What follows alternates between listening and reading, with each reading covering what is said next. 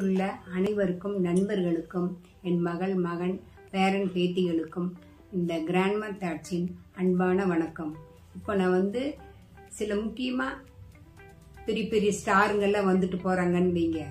அப்போ அவங்களெல்லாம் என்ன பார்த்தேன் ஏதுன்னு எப்படி சொல்றேன்னா, ரயில்வே ஸ்டேஷனுக்கு வருவாங்க. முன்னெல்லாம் காரு கிடையாது. ஊட்டிக்கெல்லாம் போறதுன்னு ஷூட்டிங் எடுக்கிறதுக்குன்னு ரயில்ல தான் வருவாங்க. ரயில்ல ப்ளூ மவுண்டன்ல வந்தாங்கன்னா காலையில வரும்போது நாங்கெல்லாம் ஸ்கூலுக்கு போற டைமுக்கு வருவாங்க. வந்தாங்கன்னா எல்லாம் போய் லைன்ல நின்று பார்த்துட்டு லேட்டா போய் திட்டு வாங்கினாலும் பரவாயில்லன்ட்டு ஜெயலலிதா, எம்ஜிஆர், சரோஜா தேவி, மனோரமா இவங்க எல்லாமே அங்க வந்திருக்காங்க. ரயில்வே ஸ்டேஷன்ல எல்லாம் இது பண்ணி நாங்கெல்லாம் போய் லைனா நின்று பார்ப்போம்.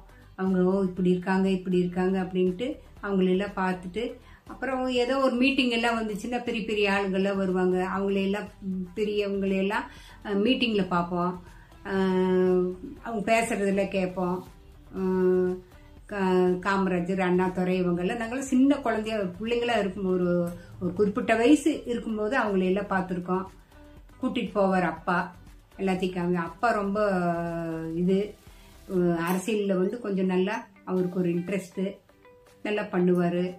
அந்த மாதிரி எல்லாம் ஒவ்வொரு இடமும் ஒவ்வொரு இடத்துக்கு கூப்பிட்டு போகும்போது இவங்களெல்லாம் பார்ப்போம். வெளியூருன்னு போய் நாங்கள் போய் யாரையுமே பார்த்ததில்ல. எல்லாம் மேட்டுப்பாளையத்திலேயே எல்லாமே வருவாங்க. ஏதாச்சும் ஒரு இதுன்னா அங்கே இருக்கிறவங்க எல்லாமே சொல்லுவாங்க, இன்னைக்கு இங்கே ஷூட்டிங் நடக்குது, நம்ம மேட்டுப்பாளையத்தில் இங்கே இந்த இடத்துல ஷூட்டிங் நடக்குது, எல்லாம் வாங்க அப்படின்னு சொல்லுவாங்க. எல்லாரும் ஓடி கூட்டமே ஜேன்னு இருக்கும். எல்லா இடத்துக்கும் போய் நாங்கள் பார்ப்போம். இவங்க இப்படியா அப்படின்ட்டு. அப்பெல்லாம் அவங்க எல்லாம் ஒவ்வொருத்தரும் ஒவ்வொரு கலரா, ஒவ்வொருத்தர் மேக்கப்போட அப்படி எல்லாம் இருப்பாங்க. நாங்கெல்லாம் பார்த்து வியந்திருக்கிறோம், ஸ்டாருங்கெல்லாம் இப்படிதான் இருப்பாங்க அப்படின்னு சொல்லிட்டு. நல்ல ஃபேமஸ் ஆனவங்க, ரொம்ப இதா ஓரளவுக்கு வரவங்க அவங்களை எப்படி நடத்துறாங்க, இவங்களை எப்படி நடத்துறாங்கன்னு பார்த்தாலே நல்லாவே தெரியும்.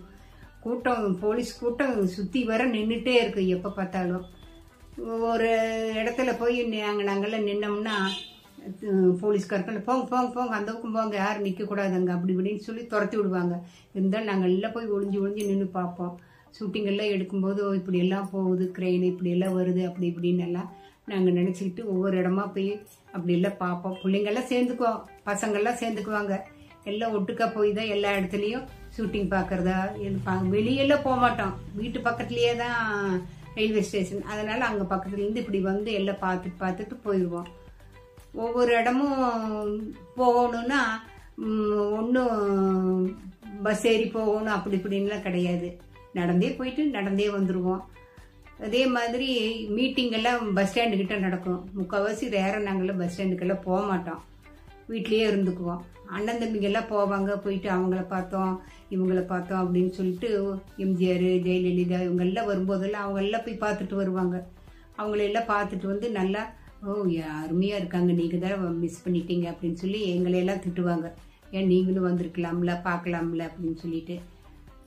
இத்துடன் இந்த இதை முடிச்சுக்கிறேன்.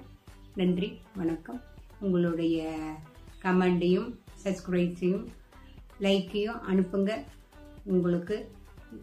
உங்களுடைய ஆதரவு எங்களுக்கு எப்பவும் வேணும். நன்றி, வணக்கம்.